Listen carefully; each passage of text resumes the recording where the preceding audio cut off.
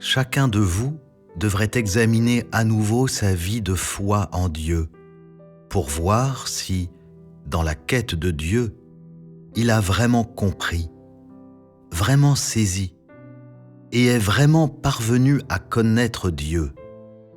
S'il connaît vraiment l'attitude de Dieu envers les différents types d'êtres humains, et s'il comprend vraiment l'œuvre que Dieu fait en lui et comment Dieu définit chacun de ses actes. Ce Dieu qui est à tes côtés, guidant la direction de ton progrès, ordonnant ta destinée et répondant à tes besoins. En fin de compte, que comprends-tu à son sujet? Et que connais-tu vraiment de lui? Sais-tu sur quoi il travaille en toi tous les jours? Connais-tu les principes et les objectifs sur lesquels il fonde chacune de ses actions? Sais-tu comment il te guide? Connais-tu les moyens par lesquels il t'approvisionne? Connais-tu les méthodes par lesquelles il te conduit? Sais-tu ce qu'il veut obtenir de toi et ce qu'il veut accomplir en toi? Sais-tu quelle attitude il adopte face à tes comportements très variés? Sais-tu si tu es une personne qu'il aime?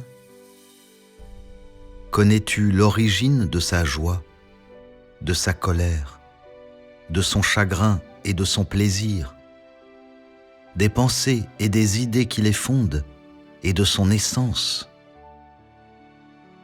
Sais-tu, en fin de compte, quel genre de Dieu est ce Dieu en qui tu crois?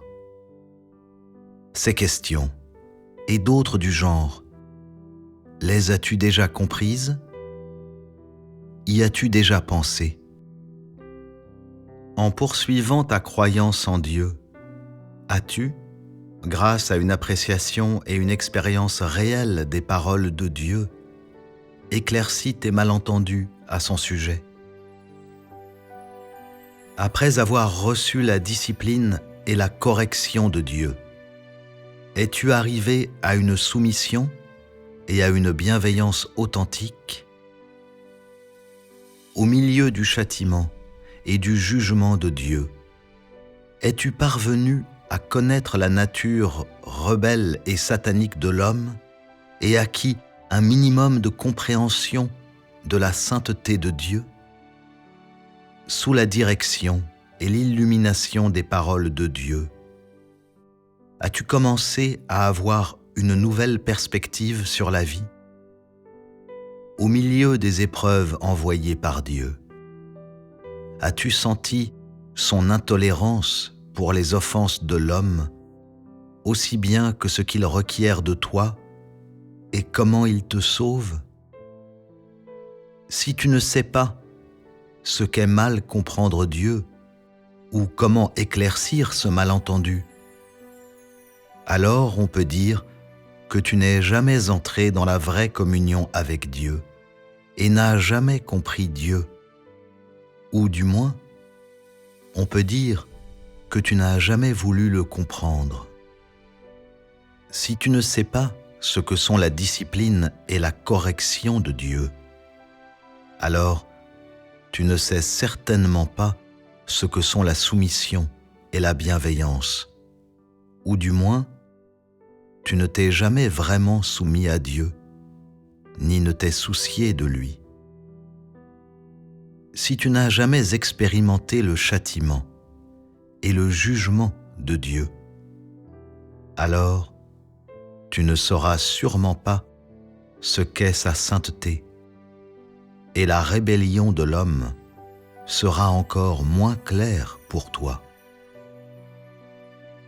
Si tu n'as jamais vraiment eu une perspective correcte sur la vie, ou un but correct dans la vie, mais es encore perplexe et indécis au sujet de ton chemin futur dans la vie, même au point d'hésiter à avancer, alors il est certain que tu n'as jamais vraiment reçu l'éclairage et la direction de Dieu.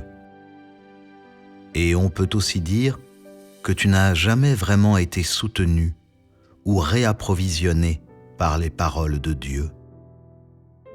Si tu n'as pas encore subi l'épreuve de Dieu, il va sans dire que tu ne sauras certainement pas ce qu'est l'intolérance de Dieu pour les offenses de l'homme, ni ne comprendras ce que Dieu requiert finalement de toi, et encore moins, en fin de compte, ce qu'est son œuvre de gérer et de sauver l'homme.